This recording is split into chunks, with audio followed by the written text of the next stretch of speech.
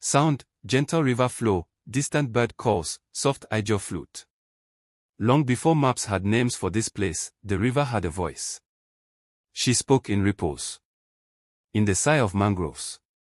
In the silver flash of fish leaping at dawn. Her name was Owanta, mother of tides, keeper of secrets.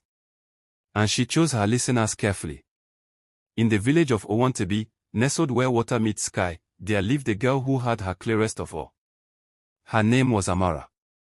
Often young, raised by elders, she moved like the current, silent, sure, never rushing. While others saw only water, Amara saw memory. Saw warning. Saw song. And on this morning, as mist curled off the black surface like breath, the river whispered something new. They come. They poison.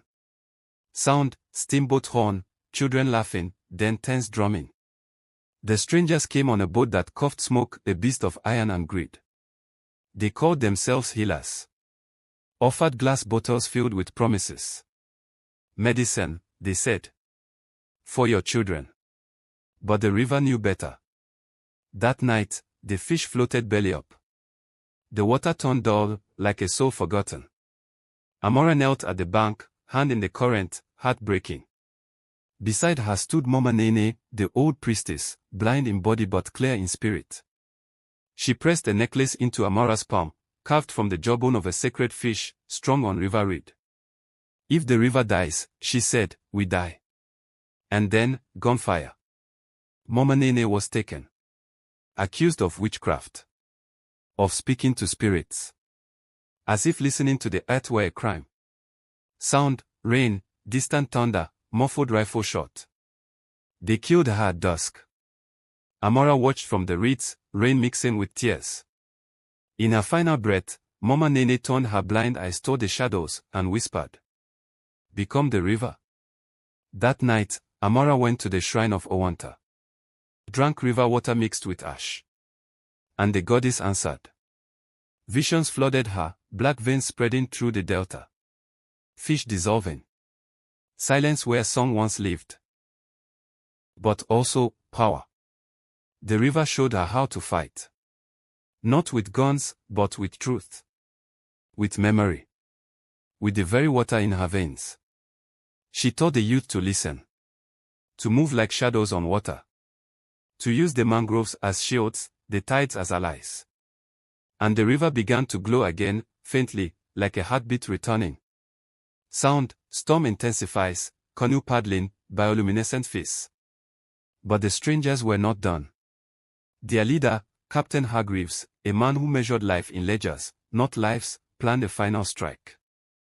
On the night of the high tide, he would pour barrels of poison into the river source. Kill the superstition, he said. Then the land is ours. But he did not know the river was not just water. She was memory. She was mother. She was vengeance. As the storm broke, Amara paddled alone into the dark. Rain lashed her face. Lightning split the sky. She dove beneath the steamboat, silent as an otter, and pressed Mama Nene's charm to the poison. Then she rose. Your gods are dead, Hargreaves sneered. Amara looked at him, not with hate, but with sorrow. They are the water, she said. And you are drowning. Sound, river surging, wood cracking, vines snapping, then sudden calm. The river roared. Bioluminescent spirits soared like stars fallen to earth. Vines surged from the deep, tangling the boat's heart. A wave, taller than a house, rose and crashed. The steamboat capsized. Hargreaves flailed in the black water, his silver watch slipping from his grasp, sinking into the mud where it belonged. Amara watched. Not with joy. But with peace. For the river does not punish. She reclaims. Sound, gentle river flow returns, children's laughter, soft whispers. At dawn, the water glowed blue again. Fish leaped. Birds sang. The mangroves breathed. The village gathered, not in fear, but in awe. Amara stood knee-deep in the current, the fishbone necklace warm against her skin.